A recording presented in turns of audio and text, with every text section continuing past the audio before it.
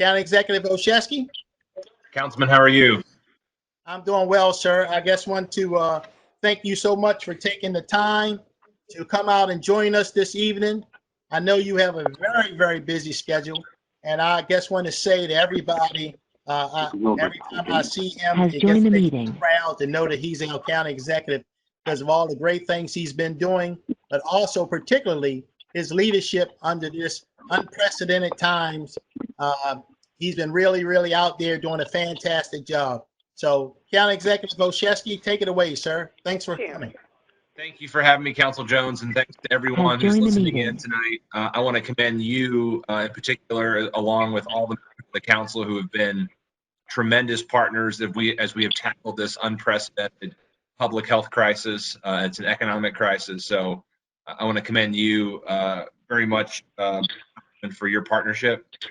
Delegate Brooks, thank you, and the speaker, not only for joining the councilman and leading in this way and the community together, but also for the incredible work you've done for Baltimore County and the state in what I know is a historic legislative session. Has joined the meeting. First time since before you all adjourned early, so we're lucky and blessed to have great leadership.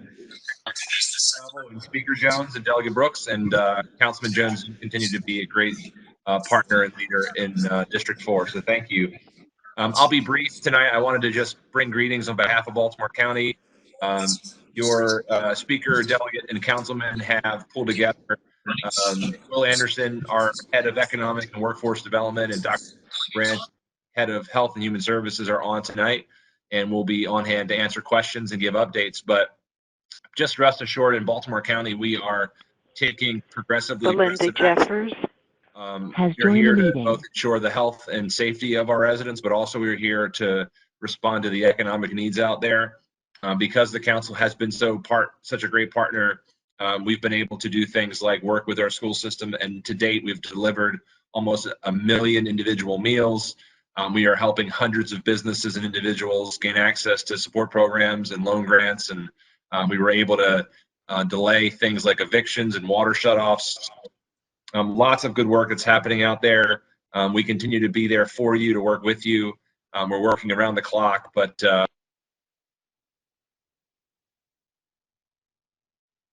continue to partner to make sure you all are safe and that we're here to support you. So I actually have an important date with my family tonight. I think it's important to stay balanced and all that. So I appreciate the opportunity, Councilman, to just give greetings, but you are in outstanding hands between your local leadership and the Baltimore County representatives tonight. So thank you all very much for tuning in. Alonzo has joined the meeting. County Executive Olszewski, as always, we certainly appreciate your leadership and appreciate you always having time for us here in District 4 on the West Side, and we certainly appreciate it very much. Okay, well, comments? Sure. Thank you, Councilman Jones, and I just want to say hi to constituents here in Baltimore County and the legislative district and the councilman District 4. You know, these are trying times for us.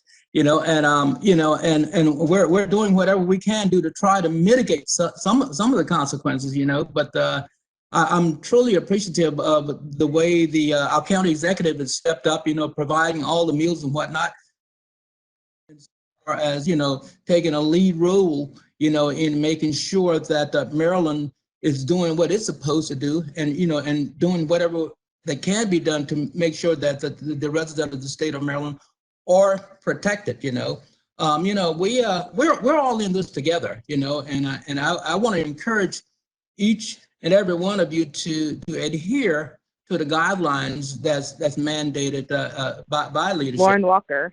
And this is has joined the meeting. That is to venture out only for essential reasons. You know, here are the do's. You know, do wear your mask. Do wash Virginia Jones. Do use your has sanitizer. Joined the meeting. Do maintain that social distance. And here's the don't. Don't ingest disinfectants. Period. A participant has joined the meeting. But by exercising these practices, you're not only protecting yourself, your loved ones, but you're also protecting the community. You know. But those are the things that we need to do to make sure we stay safe. and then until we can get beyond the challenges that we're currently facing. And here again, Councilman Jones, I really want to thank you for all you do for the residents of Councilman District 4. Thank you. All right, Dr. Branch, I certainly appreciate your time, appreciate you coming on, spending the time with us. Participant has joined the meeting. I sent another link. Waiting. So, Dr. Branch, if you could, can you tell us how many cases do we have in Baltimore County right now? 2,745 confirmed COVID positive residents. As I noticed that we were hit particularly hard here on the west side of Baltimore County. And I don't mind showing the map a little later, but you have any words as to why you think that is the case? What we know is that the COVID-19 disease affects people who are at high risk. And what does high risk mean? High risk means that a person who is over the age of 60 or a person who has a chronic medical condition like asthma, diabetes, heart disease, those types of medical conditions would make a person more susceptible to the COVID-19 and would have a more difficult time with it. What we've also known for years is that the African American population has had a disproportionate number of people who have the obesity, the diabetes, the heart disease, the asthma.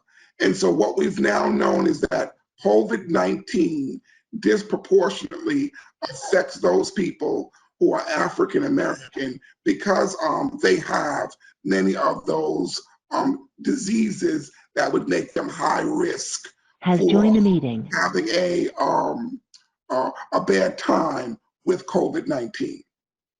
Good evening. This is Christina Fitz, and I have a question regarding PPE. I'm a long-term care facility, and I know that it's important for us to be prepared in the event that any of my residents or my staff are exposed. But at this point, it's very difficult to gain access to anything, and I've reached out to Baltimore County for a special department that's supposed to provide those, but as of yet have not gotten anything.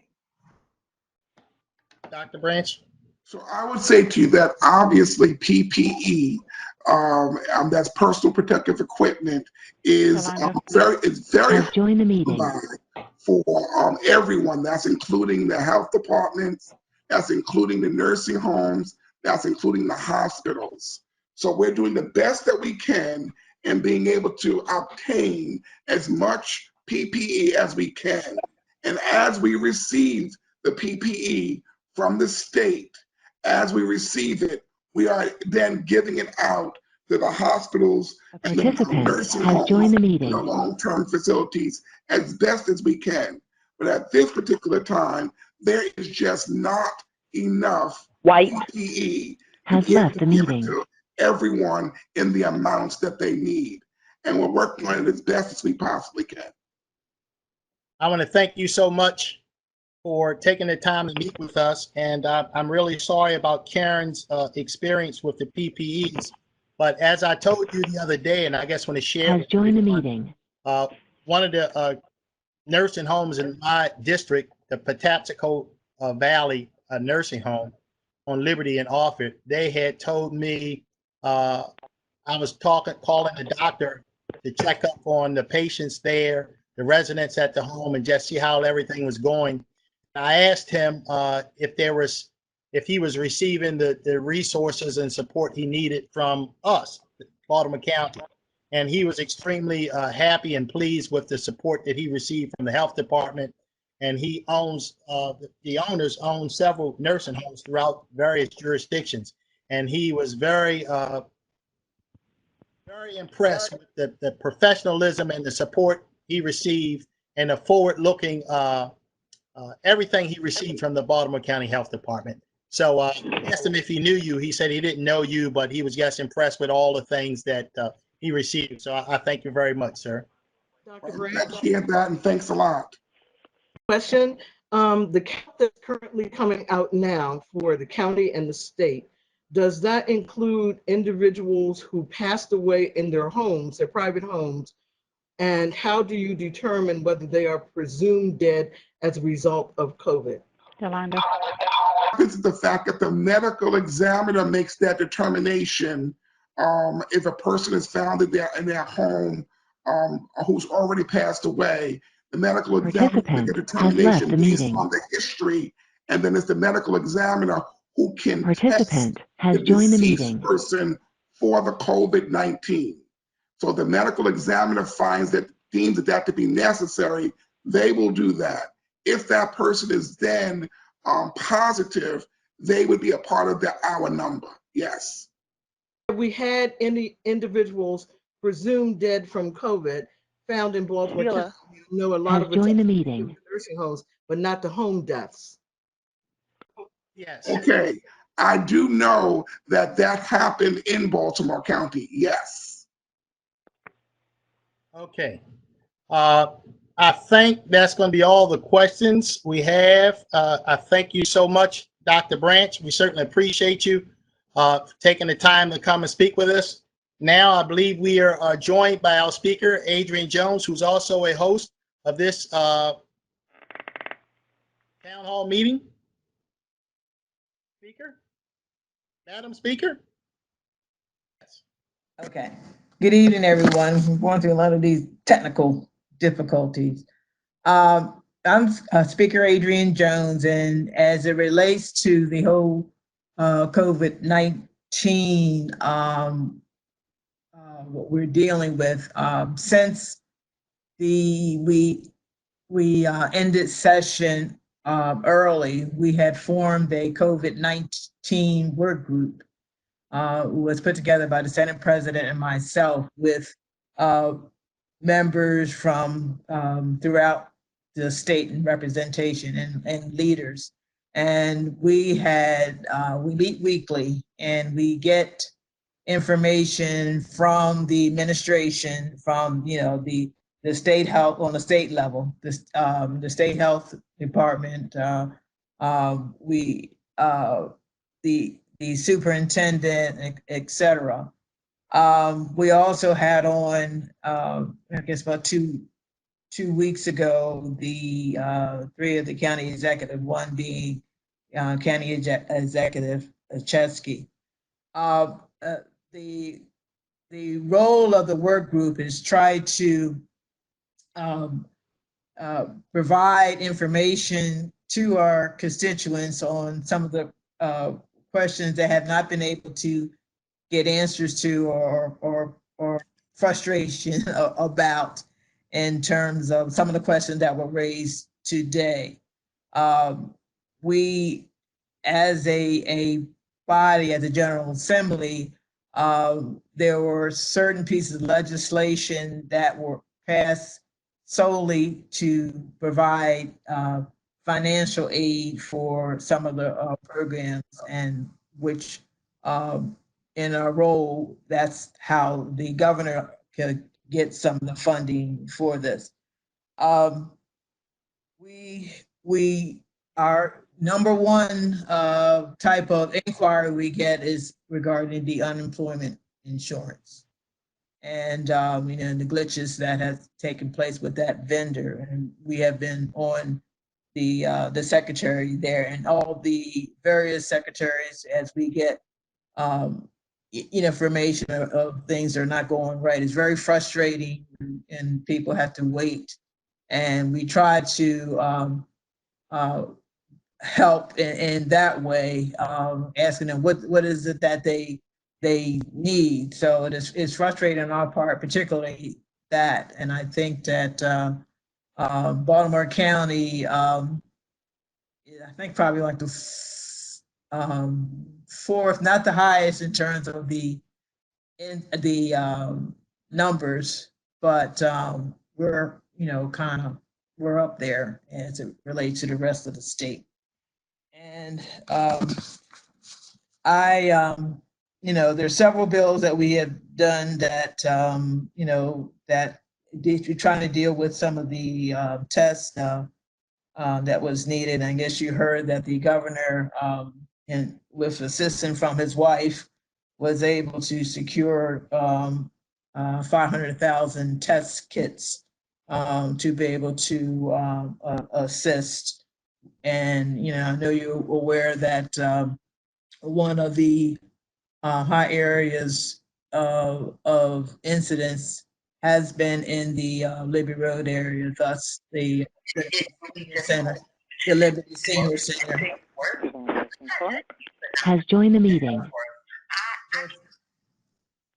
Just thus the location at the Liberty Senior Center for for those tests. But we need to hear from you particular incidents. Like I said, we know about the UI, but some of the others that we may not hear about, let us know. Call my office.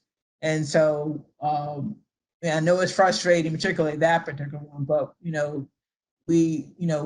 that's what our role is, to try to put pressure on the state agencies that are responsible for some of the issues and concerns that you may have. Good evening, this is Darryl Williams. I'm here. Yes, sir.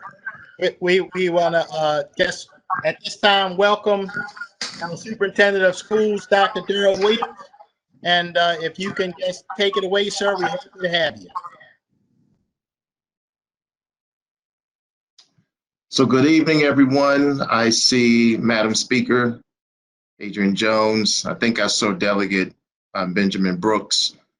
Thank you, Councilman Jones. Darryl Williams here.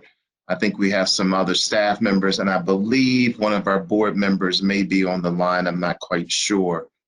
For Baltimore County Public Schools, as you well know, we started this venture back in March 16th, and we actually had a couple of phases of this.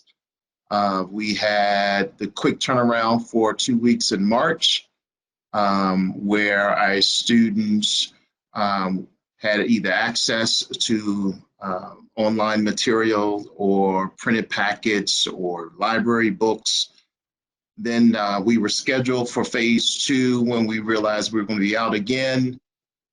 We were prepared to deliver Chromebooks, but then the stay-at-home order from our governor was in place, and that caused a little bit of a delay because folks didn't know what to expect being outside or being back at work. So we had to come up with Plan B. And so right now we're in Plan B. Fortunately for Baltimore County, we had a Chromebook or laptop ratio from grades 3 to 12. We made it a point to make sure our younger kids would have, that's pre-K to 2, would have materials. We then had to work with our staff to help them make that change to this online learning. Has left the meeting. So that took some time. And now we're really troubleshooting.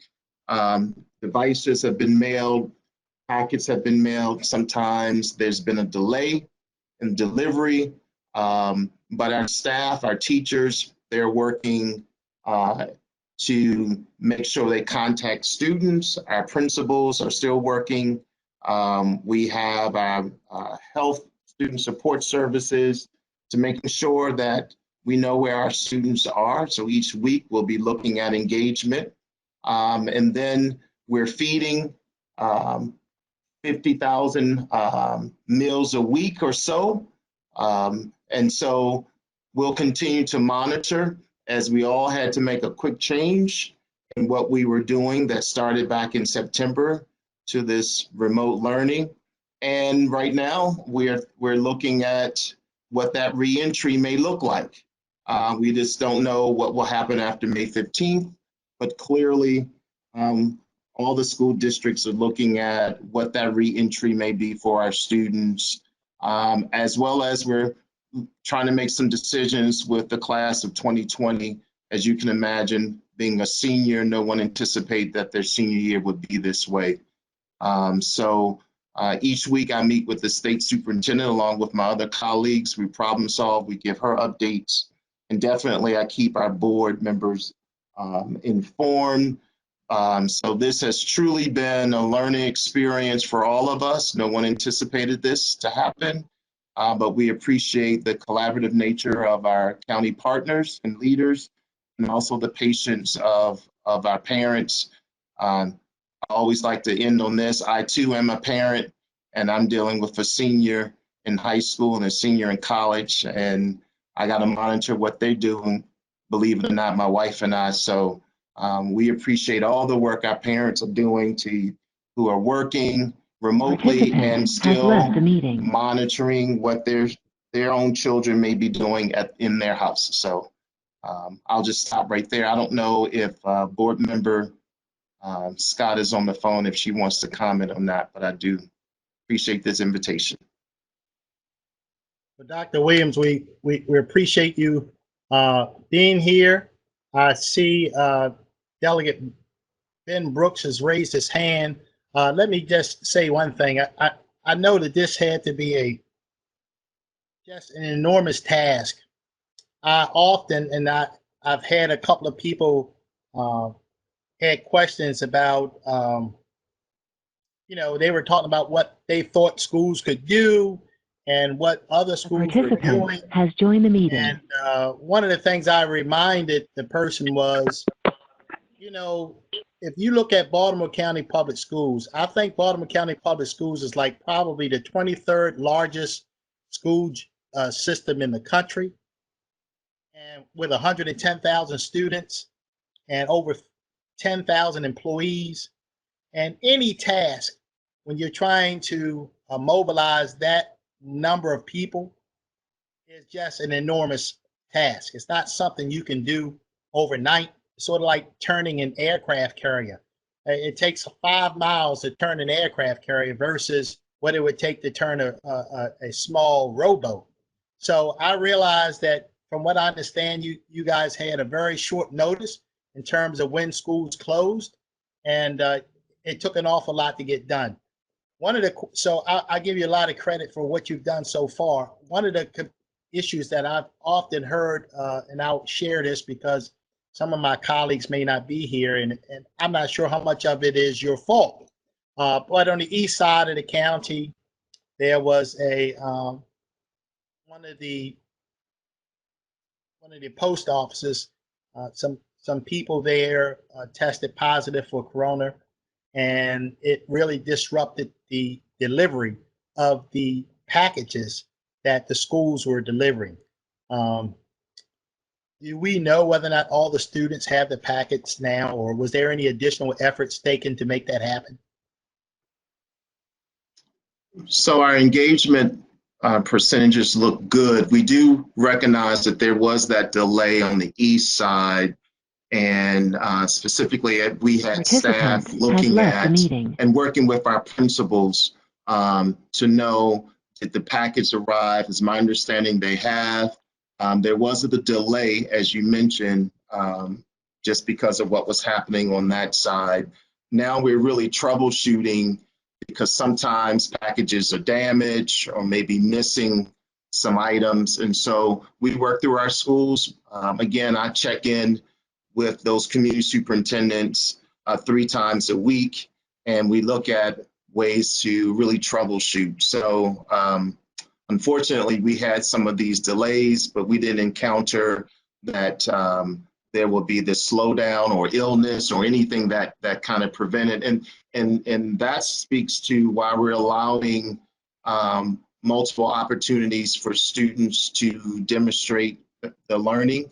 And so we're looking at this 3rd and 4th marking period, combining that, just because we know some students had access immediately and some students did not. And that keeps me up at night. And more importantly, those students that we were monitoring before, that we may have had some concerns, we are definitely trying to monitor them now, knowing that some of our kids really rely on the school And so because they don't have the teachers to interface physically, our PPWs, our social workers, our counselors and administrators are really thinking outside the box to make sure we can be in contact with families. And we also learned one more thing, that in this case, some of our families had to make some decisions. They may not be able to stay where they are, maybe had to relocate for a variety of reasons.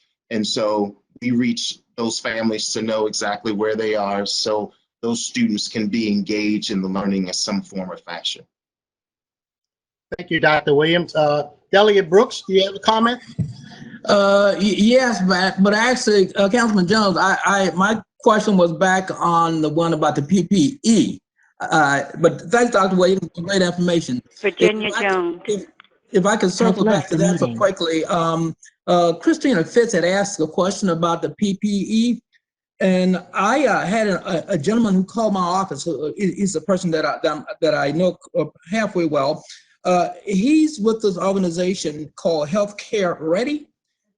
They plug the underserved and disaster-stricken Black communities into med, pharma, and PPE supply chains. You know, so what I could do, if Christina wants to, she can call me offline, and I can put her in contact with this organization. And what I did, I had referred him to Martha Nathanson at Northwest Hospital, and he was going to. I know he had made contact with her, so perhaps we could address the concerns by Ms. Fitz, and perhaps hook her up with him, and maybe he can address the concerns that she have about the PPE. Thank you, Delegate Brooks. Okay. Are there any additional questions for Dr. Williams? I know he has another engagement. He has to go, and our next speaker will be Will Anderson from the Department of Economic and Workforce Development. Any more questions for Dr. Williams? Hello, Councilman Jones. Yes. Hi, my name is Etola Biggs. I live in the Randallstown area, and I have one question for Dr. Williams. Okay. So I know he mentioned that the schools had the Chromebooks. In some cases, the schools had the Chromebooks for students, but they weren't able to get them to all students once the stay-at-home measures were put into place. So I am familiar with a particular school where it appears that at least one student that I know had the Chromebook is at the school for the student. However, it doesn't appear that there is a process in place to get the books to the Chromebooks to the students, to get the computers to the students. So is there a plan for that going forward? So thank you for that question. What we did was we did a survey twice to see who needed a Chromebook. And then during a period of time, we were able to gather selective Chromebooks Has left sent the out meeting. to students. So if this student, your child or a friend of yours is not having access to that, what we simply ask, if there's a way to contact the teacher or contact the principal or just let me know, we'll make sure that information is given to that division so that access can be given. Again, we're looking at Chromebooks from grades 3 to 12. The packets were given for pre-K to 2.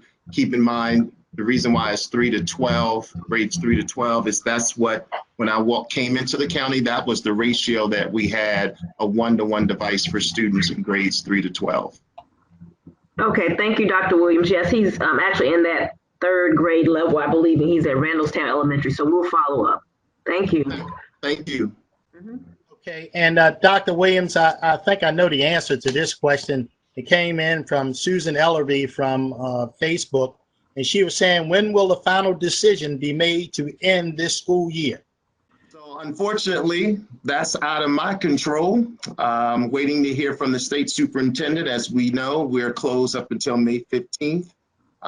My assumption, maybe next week or the week after, we will know in terms of what needs to happen. But keep in mind, as you've been reading the news, we have to go through these stages to open up businesses and open up schools. And schools are a little different. Most of our kids, so a good portion of them, rely on school buses. And so just stay tuned. More information will come. And again, once I know information, I do a weekly call to families just to try to give them some information if they don't have access to our website. My question about graduation is, are all graduating seniors at least going to be sent their cap and gown so that they can make videos of themselves and take pictures with their family members? And I'm assuming they're going to be sent their diplomas so that they can take a shot to memorialize this. If the school year has to end without them having the opportunity for graduation, at least they can go take a picture in front of their school with their cap and gown holding their diploma. So thank you for that. Yes, absolutely. We just talked about that with the vendors today. The caps and gowns are in. We have to talk about how, of course, to distribute those caps and gowns, but we definitely want our students to have their caps and gowns. We're talking about virtual graduation, and there was a survey that was done. Of course, the kids want to have an in-person, and so we are going to look at some options. I don't know when that in-person graduation or celebration, we'll probably call it an in-person celebration. But to answer your question, absolutely, we want to make sure our seniors get their caps and gowns and they can take all the pictures they want. In terms of the diplomas and the diploma covers, that'll be the part B, how we will figure out how to get those items to our students. So we're probably going to be looking at making some decisions shortly so families can prepare and our kids can prepare. But definitely we want to make sure they have their caps and gowns. If they earn their credits and got everything, we want to make sure they have what they need to have. And unfortunately, under this circumstances, we right now we can't have these graduations, these large gatherings for graduation. But thank you for that question. I just wanted to take this opportunity to thank Dr. Williams. We certainly appreciate you taking the time to talk with us this evening. We realize you have a very, very difficult task, and we just appreciate everything you're doing. And next, if we don't have any questions, we'll go on with Mr. Will Anderson, Director of Economic and Workforce Development. Mr. Anderson, take it away. Thank you, Councilman Jones. I appreciate it, and thanks to Speaker Jones and Delegate Brooks, and I know I see other colleagues here, Dr. Branch and Mary Clay from the administration. Thanks for letting me jump on. I'm bouncing between meetings as well. I was with County Executive Olszewski a moment ago, meeting with leaders, regional leaders, bankers, and other businesses about what's going on economically. So I really wanted to highlight what we're doing in the county because our department deals with principally two big things. One is our businesses and the second is our workers. And obviously both have been slammed over the past 5 months, 5 weeks. But we're doing a number of things, and I'm going to encourage all the residents that I see lit up here or on the phones to check out the kind of resources that we're bringing. And you find everything I'm talking about on the county's website, or more specifically, you can go to baltimorecountybusiness.com. So baltimorecountybusiness.com just takes you into the county's website a little bit deeper into the COVID resources that we have in economic and workforce development. But let me run through a few things that the County Executive Olszewski's put in place. First thing he did was sort of a stop the bleeding measure for, we have a lot of loans with a lot of small businesses in the county. He deferred all those loans till 6 months after the end of the pandemic with no interest or penalty, so that these small businesses, and we know our smallest businesses are struggling. Some of the big ones are doing okay, but our smallest ones are struggling. And we didn't want county payments to be a part of their cash flow problem, so he shut that off. We also built a whole resource for businesses and workforce that are on that website, where a lot of it links to some of the resources you've seen at the state and the federal level. But we've also been helping our businesses get those resources because you all probably know somebody. Speaker Jones spoke to the issues of unemployment. Our workforce team is trying to help people get through that unemployment process while the system is down, and it is tough. It's a state process, and the county really doesn't have a hand in it, but we try to counsel people through it. But we started a webinar series like this. The one that County Executive Olszewski kicked off last week was how do you get these small business loans that turn into grants, the PPP, the Paycheck Protection Program, and the EIDL, these different loans and grants. They're moving out slow from the federal government, but we are on round 2. So there's $600 billion that are now coming out to small businesses. So we put a whole guide. Participant has joined the meeting. We put a guide on our website for folks who don't have a good relationship with their bank, which is where you can apply for these loans, which turn into grants. You'll find that there. And then the big thing that the county executive announced yesterday is a county program, COVID small business relief grants. So where you've seen the state rolled out with a great program a few weeks ago, and some local jurisdictions are rolling out with programs. County Executive Olszewski rolled out a grant program, not loans. And this is targeted to our smallest businesses. So if you have 2 to 25 employees, you can apply for these grants starting May 11th. And he's committed $10 million to this effort, which means over 650 small businesses in the county are going to get county resources. And it's really aimed at these businesses that haven't been able to get connected to the federal dollars. And we know there's thousands of them. So I'll encourage you to go to our website. There you can see we've posted the information about the grant, and there's going to be a Q&A session on there for people who are asking questions. And you'll see May 11th that those applications will open up. But I also want to point out a couple other things. For small businesses that don't know what to apply for, a company in the city built a great little tool, and you fill in what your business is about, and it spits back to you what's worth applying for. And that's called reliefwizard.net. You'll see that linked from our site too, but Relief Wizard's a great way to just plug it in and see what should I even bother applying for? Do they still even have money at the federal level, at the state level, or at the local level? And then I'd like to remind people that we still do our basic job training for folks that have gotten through unemployment and are looking to do job services, your career services of resume writing and preparing a career plan. We still do that. Now our 3 job centers aren't open right now, but our career counselors are still helping clients. So you can get to that from our site as well. And I think the last thing I'll mention is a good program that the county executive put out there when he realized there's a lot of independent musician and artists, folks that have slipped through the cracks. They weren't able to get to unemployment, and they weren't able to apply for these small business loans. So he stood up a grant program just for individual artists, and it's $1,000 grant. It's not an enormous, but it's kind of emergency money from the county executive, recognizing some folks are slipping through the cracks. So that was announced in yesterday's press release as well.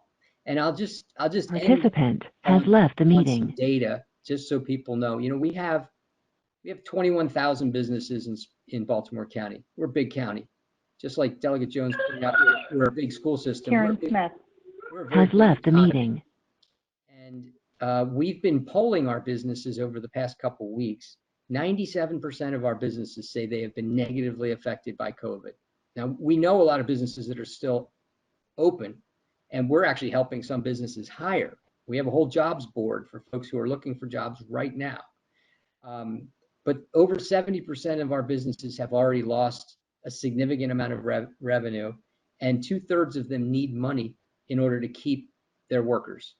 So we're very hopeful that this data mirrors what's going on around the country, and we're very hopeful that the federal response will be up to the task, because while the county and the state are doing what we can, this is a a federal level scale of solution. And we were very happy to see that more money came in for small business, more money came in for unemployment. We suspect we're probably going to have a bigger problem, and we need more and we need longer. I love to hear that economies are planning to open. I think it's still a public health crisis, and we need to make these plans. We're planning on what businesses will survive this and how can we help them. But we're planning for businesses are going to continue to need some dollars, and we're trying to get them those local, those state and those federal dollars. So I really appreciate you letting me share with you what we're doing. Has joined the meeting. Our staff is working round the clock with people to try to help everybody they can. So we appreciate going directly to our residents. Has joined the meeting. Will, we certainly appreciate everything you're doing. I was a participant. I had an opportunity to sit in on the other forum that you did. I thought that it was very informative. And one of the takeaways that I took from it, just listening to your expert panelists, was if people are not sure about where they fit in, instead of spending a lot of time trying to figure that out, that they should just start to apply for some of these things.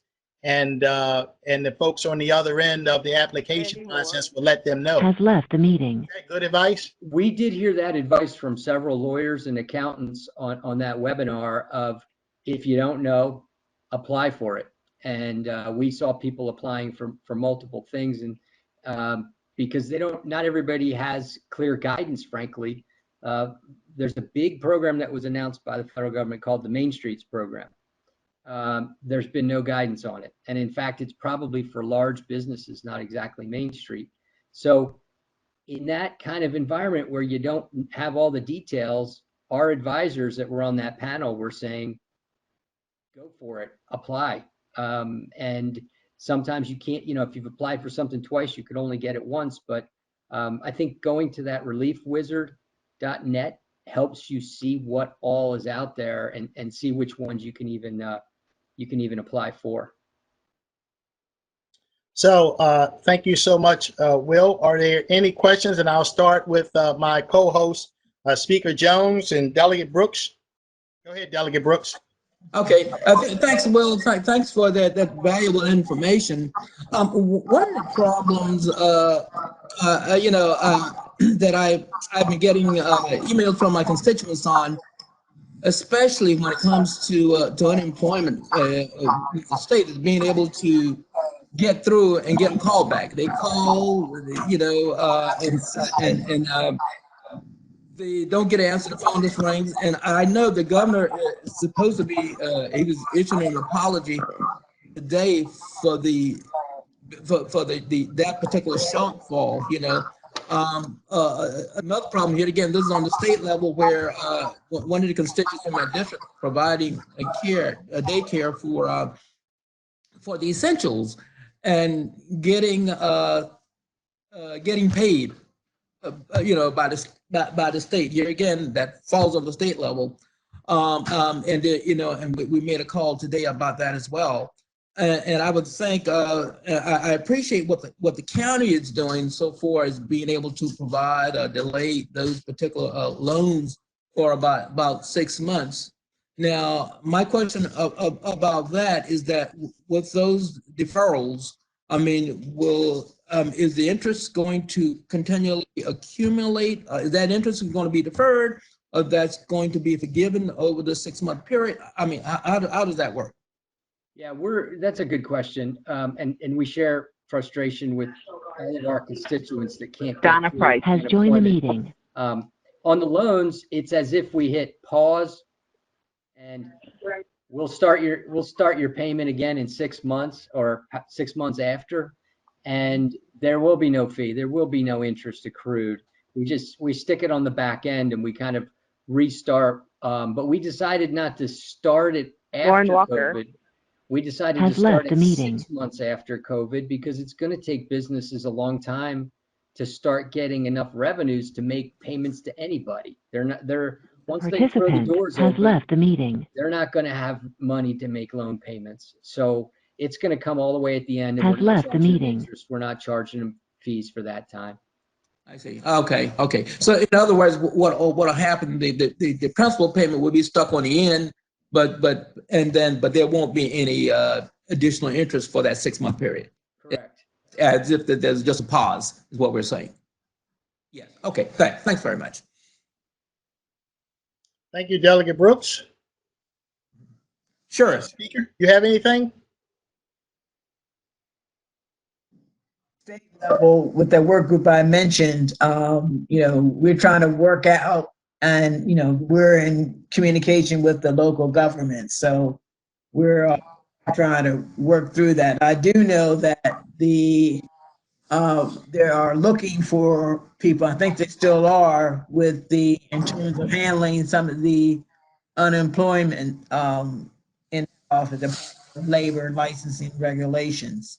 So I had some of us about that, and they have applied. So I just want to also put that out as well. So it's for us. I mean, Has left the meeting. has to, we'll imagine and get this all correct. But I know it was an issue with the vendor, in terms of that. So hopefully all those problems get resolved, relatively quickly, sooner than later. Madam Speaker, I know we deeply appreciate you pushing on that to solve it. It's a massive issue for so many of our families. So thank you for leaning into that one. We hear those calls every day, and it's heartbreaking. People are in tough spots out there. So thank you for advocating. One of the things we did was we took our workforce team and asked if we could take some work off of the team for workshops and stuff so that they could put more people on the unemployment. So we're trying as well. Thank you.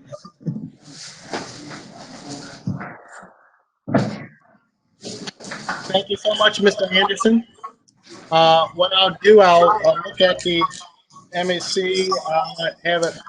I'm looking to see, are there any questions for Mr. Anderson? Thank you. So yeah, that individual artist grant is also found on our department website at baltimorecountybusiness.com. You'll find it in the resources for business in there. Thank you. Thank you. Okay. Any more questions for Mr. Anderson?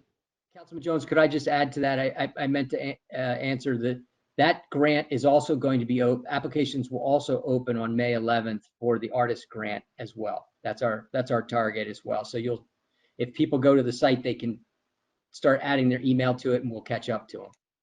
Well, thank you very much, Mr. Anderson. And if you don't mind, I guess a point of privilege, I noticed that some of the grants that the county, the 10 million, has basically a goal of trying to make sure we have at least 25% for women and minority businesses. That's correct. Yep. And we've got a pretty rigorous network promoting it. We're tied into a number of networks that are MBE and WBE to make sure that we can, we're trying to exceed that goal, to be honest with you. And we're also trying to add veterans in there as well on top of that 25% goal. All right. Thank you very much, Mr. Anderson. I'm looking. I don't see any more questions. I don't see any hands raised. So I thank you so much for your time, sir. Thank you all. I appreciate it. No problem. Thank you.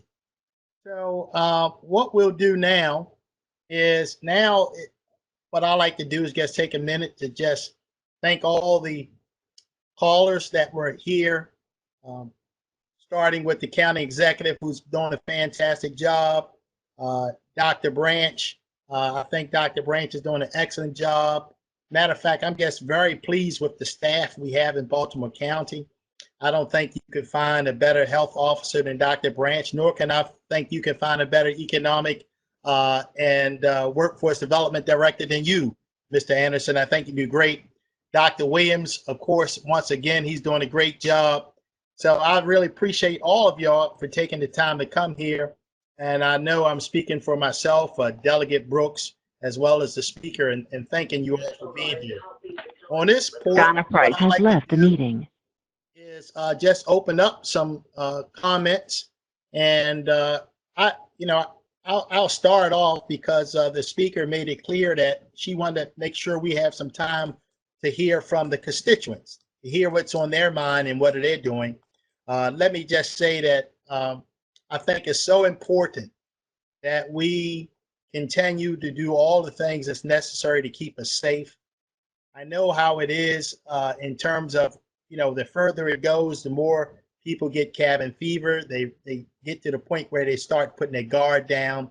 But this is not a time to slow down. It's a time to sort of keep up the guard because there's a couple of websites that really show you what's going on. The Baltimore County has a dashboard that shows, let me see, if you give me 1 second, I'm just going to show it. It's only going to take me 1 minute to do it. If I can find it real fast.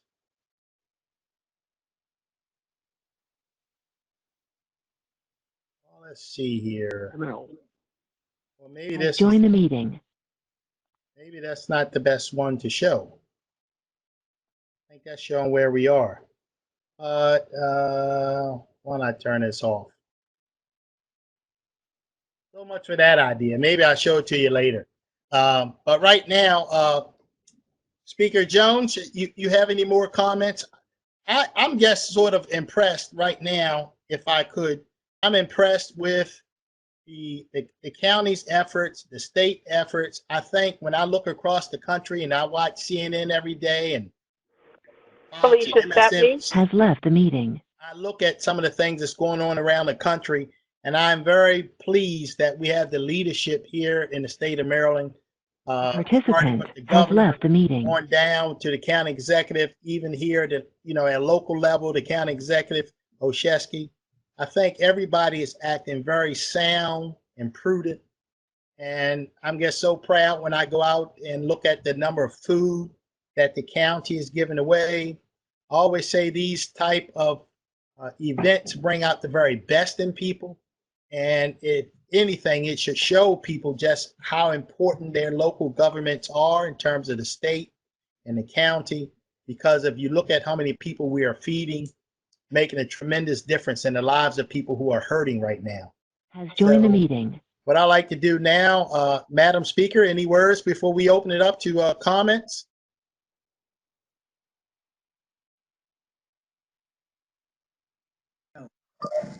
No, Go ahead, I'm sorry. no, I'm sorry. You got to unmute me on this meeting thing.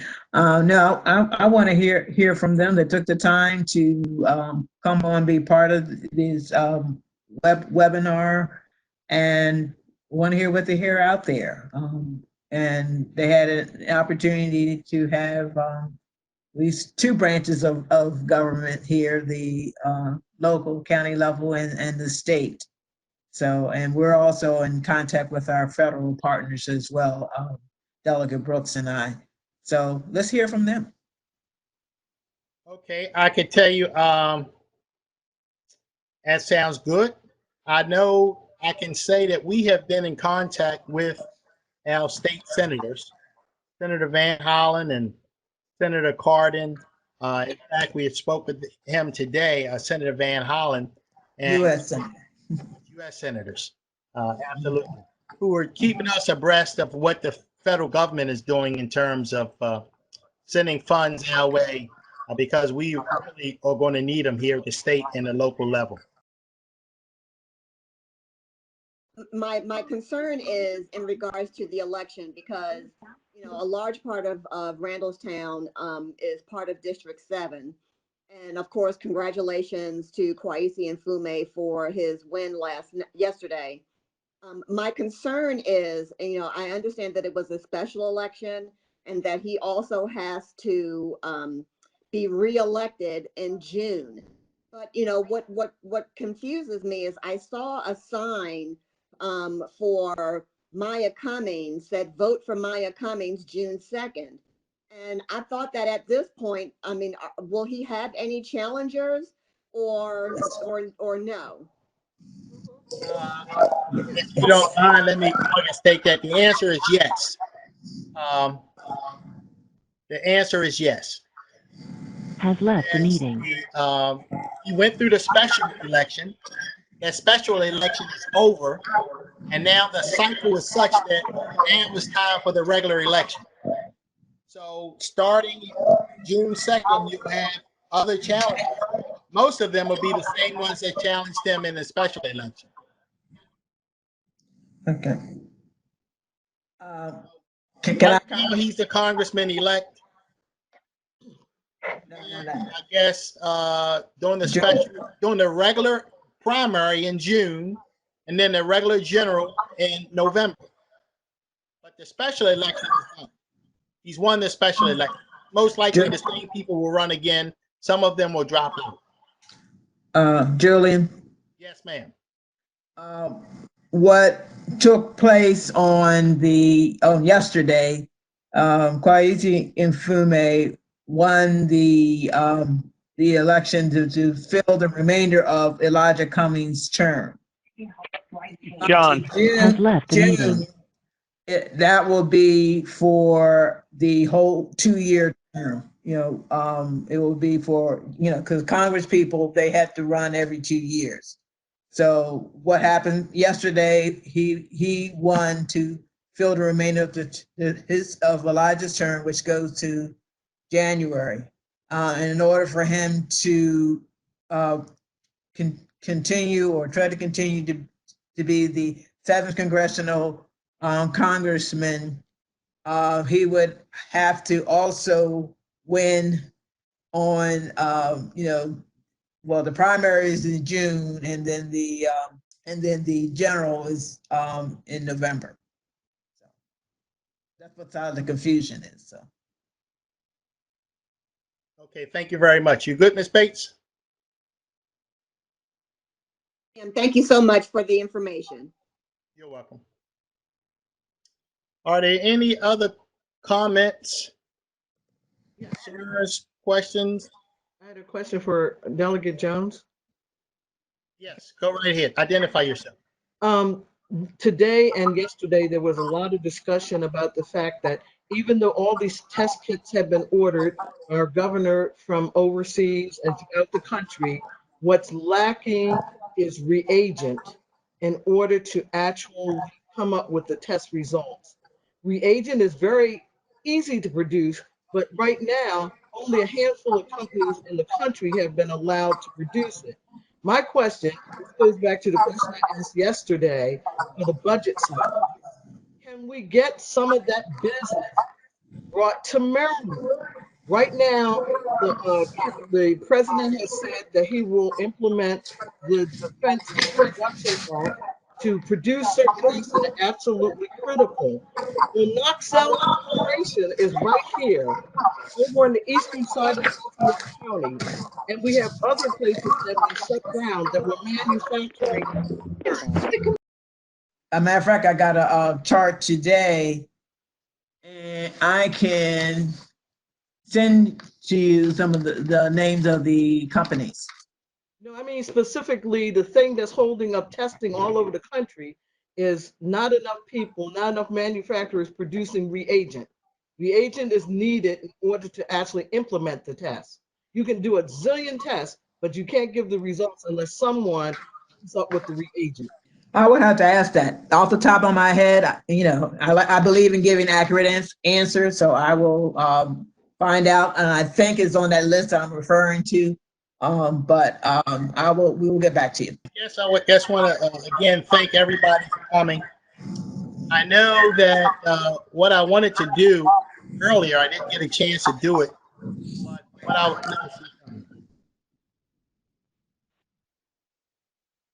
what I wanted to do earlier is just to show everybody real fast a couple of the websites that I thought was very, very good.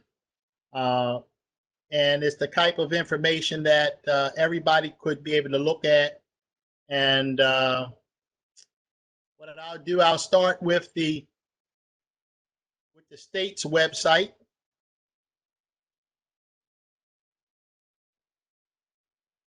And this is the state's website.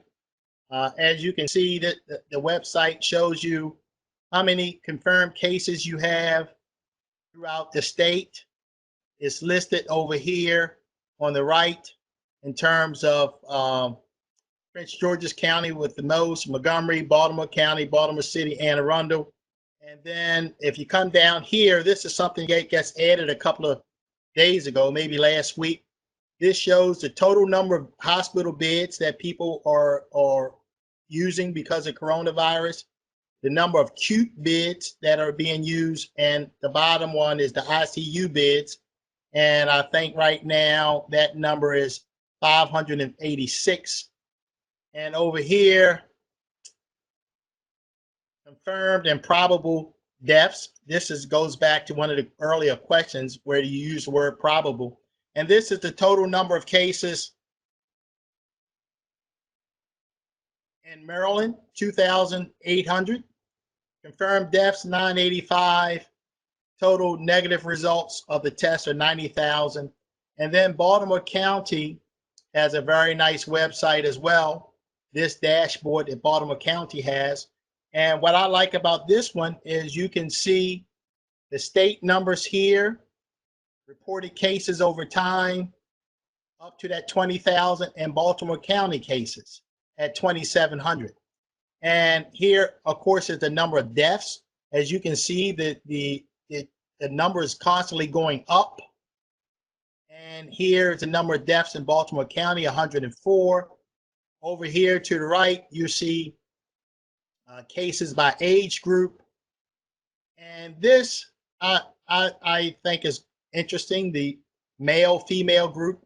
But this chart here, I'm gonna make it bigger, shows in Baltimore County where the most cases are. So you can click on Randallstown and you get 237 cases. You click on Owings Mills, 202 cases. You click on Catonsville, 254 cases. So Randallstown is probably number one, Catonsville number two. And so you can just see where the cases are. One of the things that I always tell people, and I'll just say this real fast, these are confirmed cases. In many cases, people are being told to stay at home and call their doctor if they get any worse. So in those cases, those people are not showing up on that chart.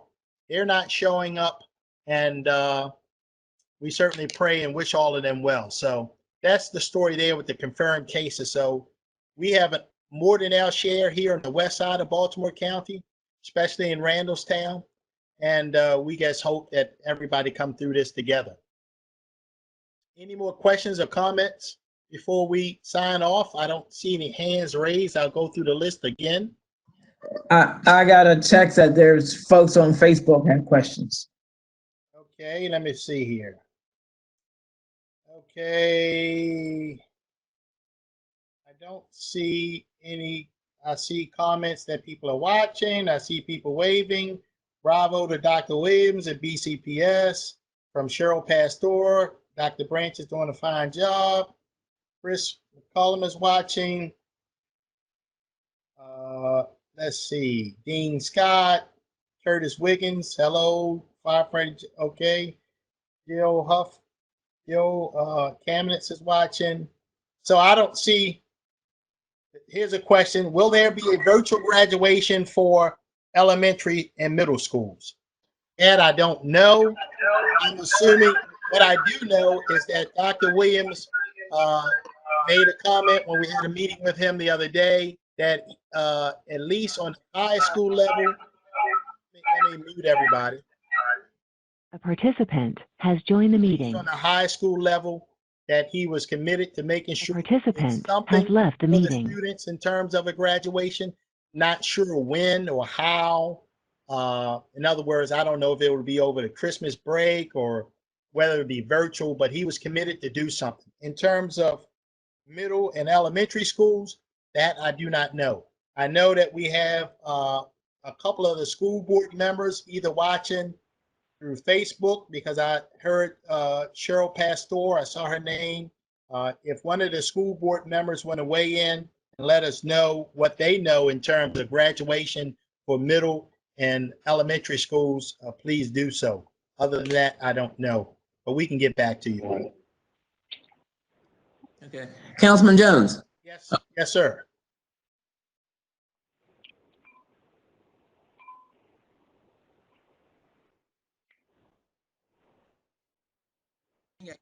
At home, you know. Delegate Brooks, start all over.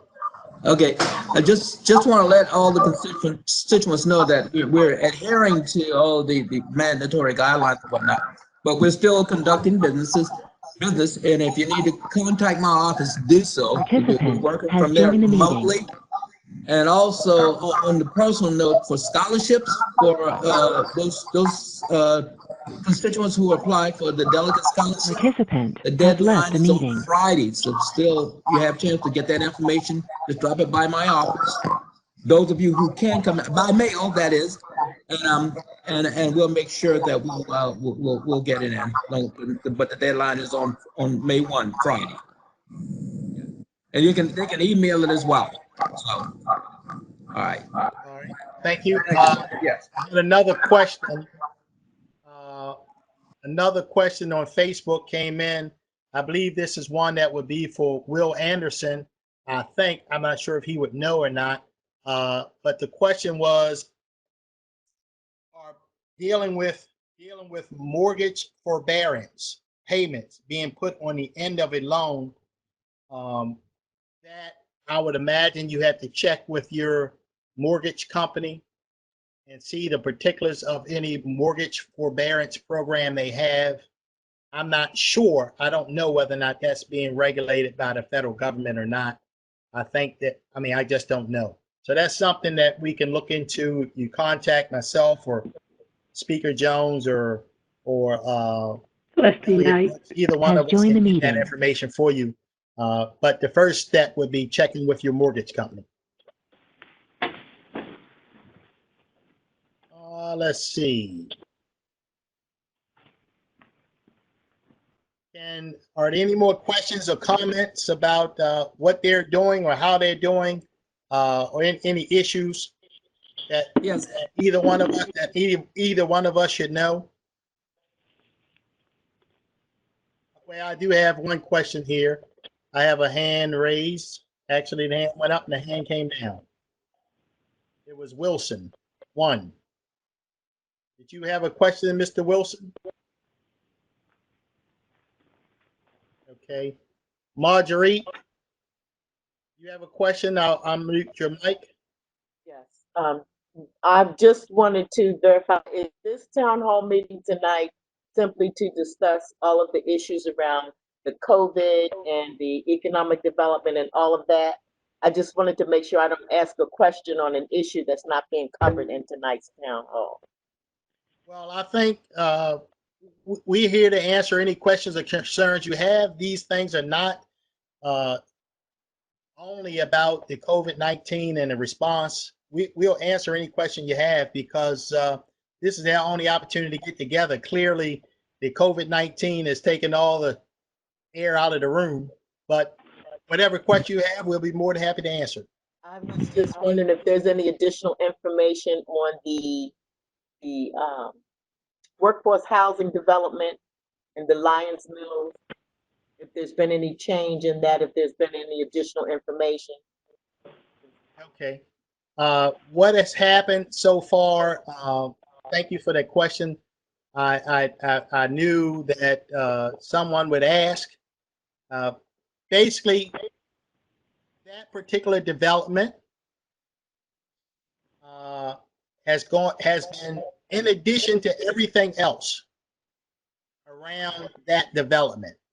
Okay, one of the many things the community put in a request for rezoning. Okay, the community put in a request for rezoning. Now, every 4 years, we have a comprehensive zoning map process where individuals or communities or anybody can ask to rezone property. The community asked that that property be rezoned to a zone that would not allow for the apartments to be built there. So the first A step of the participant process, has left the meeting. it's a 12-month process, basically. The first step of the process is for the planning the planning staff to make a recommendation. They have done that. The next step of the process, they have hearings. The planning board, which is made up of representatives from all the council members and the county executive. The planning board had their process the other night. It was virtual, and they recommended that the zoning stay the same. Now, the next step in the process is the county council will have hearings throughout Baltimore County, hearing from citizens concerning zoning changes that's on the comprehensive zoning map process. And then the county council, with consultation from the planning board and the planning staff, will make a recommendation. So because the planning board voted the A other day to participant leave the has joined the zoning meeting. the same, does not mean that that project is going to move forward. That was only one of the many issues surrounding that project, and that one is not done yet. Okay. Thank you. And if I could take a time to just say one more thing that's been like a real big issue around, it seems to be this group from the Campaign for Liberty has been spreading a lot of rumors and disinformation. Baltimore County has not raised property taxes Has left the in meeting. 20 plus years. We have not raised the property tax. What happens is every property in the state of Maryland is reassessed once every 3 years. And if that assessment changes, then it's possible that your taxes can go up. But it has nothing to do with us raising taxes in Baltimore County. The rate stays the same. If your value goes up, then you have to pay more.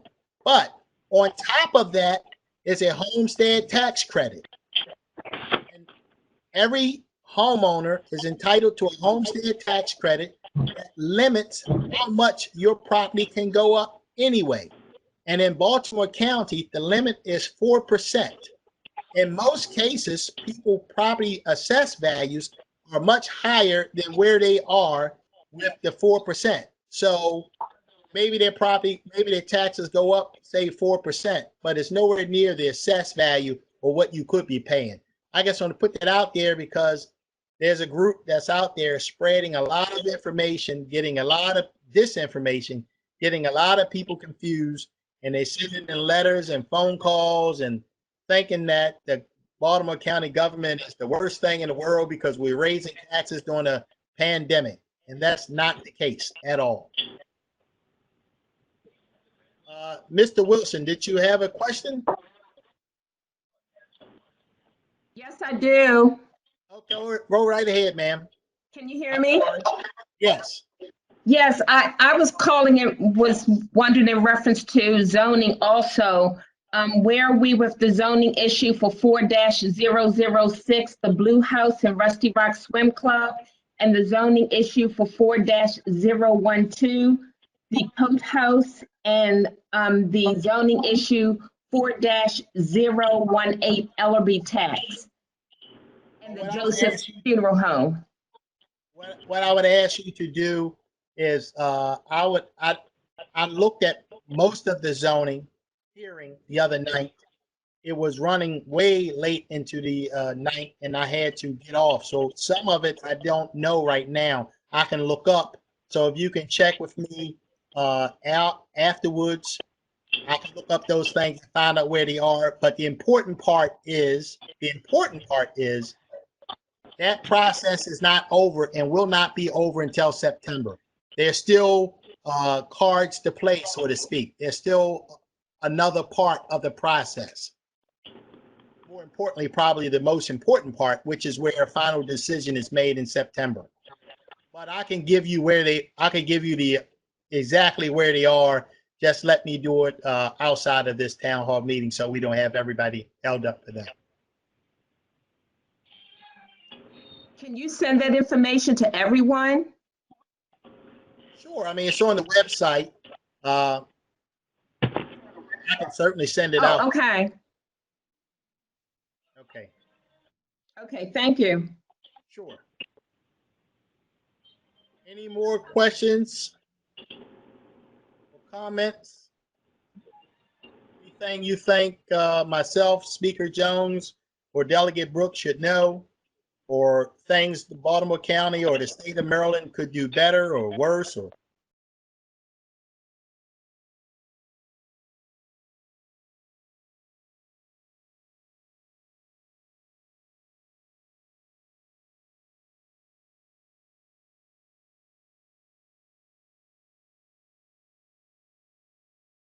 thank you, sir. Righty. One of the questions that was asked, someone want to know, why is Randallstown a hot spot for COVID-19? I think the prevailing that in order to have the coronavirus be extremely deadly, it falls on the number of other health conditions you have. So the virus has been very damaging to people with hypertension, people with heart disease, people with diabetes. Basically, a lot of the issues that plague the African American community are issues that the virus has happened to be very damaging to those individuals. So that's probably one of the reasons. Can't really say too much about any other reason, because like I said, you look at Catonsville has probably 5 less confirmed cases than Randall. So they're pretty close as well. Yes, Another question came in from Facebook. What are we doing to flatten the curve? Of course, you know, social distancing, wearing the mask, those things is what works, and that's what people are doing, and that's what we must keep on doing to flatten the curve. And testing. And speaking of testing, when the county executive announced the $10 million program the other day to help small businesses, part of that release was also information about a program that they're having at the community college, where they're going to train people on how to be source tracers or contact tracers, because there's going to be a ramping or ratcheting up, if you will, of hiring more people to be able to go out and contact or do contact tracing to figure out the people that have been confirmed with the coronavirus, who they came in contact with. So somebody has to do that. So that training is taking place at the community college, and I've been sharing it all on social media and my email blast in terms of how to apply for that training. Speaking of community college, talking to U.S. Senator Van Hollen this morning, he was talking about the number of millions or billions of dollars they give into colleges, that's 2-year and 4-year universities, to help them with refunds to students because of the change in, I guess because of the circumstances, students aren't showing up or can't show up or are entitled to refunds. I know my niece, who goes to Coppin, told me that she received a refund. I'm not sure how much it was. I don't think it was anywhere near the tuition, but I think it was like $300 or something, $400. Are there anything else before we close out the meeting? Again, I thank everybody for coming. Delegate Brooks, would you like to give some closing remarks? On today, you know, I think there was some great information passed along. This really sort of changed the paradigm, and it's going to be a new normal, you know, but we're going to have to all continue to adjust to it. And here again, I want to continue to encourage everybody to adhere to the stated guidelines, because we do want to bring that curve down. And we can't be too careful, you know. But here again, you know, the things that Dr. Branch mentioned, you know, wearing your mask, you know, washing your hands, you know, using the sanitizer, and maintaining that social distance until we get beyond this curve. One of the disappointing things is that when we get mixed messages from the federal level, you know, from certain offices in a different message from others, you know, but we're going to have to exercise, you know, common sense and make sure we're doing what we can do to, not only to protect ourselves, but our families, and then one another. So I just say thank you for doing this, Councilman. And I just want to tell all the constituents out there to continue to be safe. Thanks. Thank you, Speaker Jones. Again, I thank you for inviting us to participate with you. And I'm glad for the number of people who were able to join in. There's a lot of good information that I think all of us send out. Has left the meeting. It's good to hear directly from our constituents. Yes. We like to hear not just for this. Left the meeting. Our information is there for you to contact. Although we're physically, Brooks and I aren't physically in Annapolis, we do still receive mail and calls that we respond to for issues of concern that you may have. This, if anyone would said even a year ago, we'd be in the situation that we are with this COVID-19, I would say, you know, what are you talking about? But we're here. We had to adjust our lifestyles. And in a lot of ways, it brought some families closer together who never had not had that time because they've been very busy at work or other things that they have been engaged in, to realize, oh yeah, I have that time now because I can't go anywhere. But I also want to say, just call on us, you know, anything that you need or you want us to look in for you, because we're, you know, your representatives, and continue to stay safe. And also let me know when you hear things that sound really, you know, it's not true, because we also deal with rumor control as well. So thank you for joining us, and look forward to seeing you and when the circumstances are better where we are, but I think that it's going to be. Participant has left the meeting. So thank you again. Thank you, Speaker Jones. And what I'll do, I'll just say again, somebody sent me another question about why Randallstown. And again, I'll just say it again, because of certain conditions that run rampant in the African American community is causing people that makes you very susceptible to the virus. And those are hypertension, diabetes, heart disease, obesity. Those are things that run disproportionately in the African American community, and that's why the virus is so great. I just want to thank my partners, Speaker Jones and Delegate Brooks. A participant has left the meeting. Well. And I just want to thank all of our speakers again: County Executive Johnny Olszewski, Dr. Gregory Branch, and Dr. Darryl Williams and Will Anderson. I really appreciate them taking the time, and I appreciate everybody by joining in, taking the time to join us this evening. Hopefully we've shared some information with you to help you.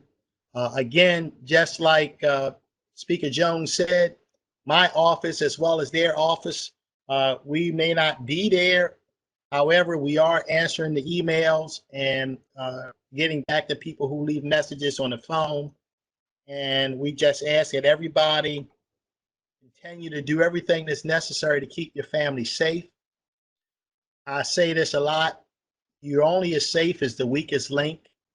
And the reason I say that is we have a tendency with young people who have a tendency to not take things quite as serious. The other day, I was talking to a young kid in the supermarket, and he told me how he didn't believe it. He thought it was all some type of hoax. And I was trying to explain to him how he needs to act responsible, not just for his own safety, but for the safety of his mother or father or grandparents, because it's no question the older you are, the more susceptible you are to being a fatality to this virus. But if you look at the chart we showed earlier, there are quite a few other young people has left the that meeting. have died because of this virus. Quite a few young people, people that have asthma and you name it. So I guess thank everybody for coming out, and I'm going to bring the meeting to an end unless there's any more comments from Speaker Jones or Delegate Brooks. I do have one more question from Nan. Nan, did you have a question? I see your hand is raised. Can you hear me? Yes, we can. Okay. So if somebody passes away from the virus, do they count their home as the zip code they passed away in, or do they count the hospital? Has joined the meeting. I would imagine, I mean, I'm just going to take a guess here. I'm guessing that they're going to count their home. Okay. Yeah, that's what I would think. You're welcome. And I believe that is it. So again, thanks everybody. Speaker Jones, you and Delegate Brooks can have the last word if you like. Pearl Kirby has left the meeting. We didn't hear you, Speaker, Madam Speaker. Oh. Good night, everyone. Continue to be safe and call on us in anything that we can do, the three of us. Thank you. Thank you, Madam Speaker. Everyone have a good night. May God continue to bless each and every one of you. Has left the meeting. All right, bye-bye.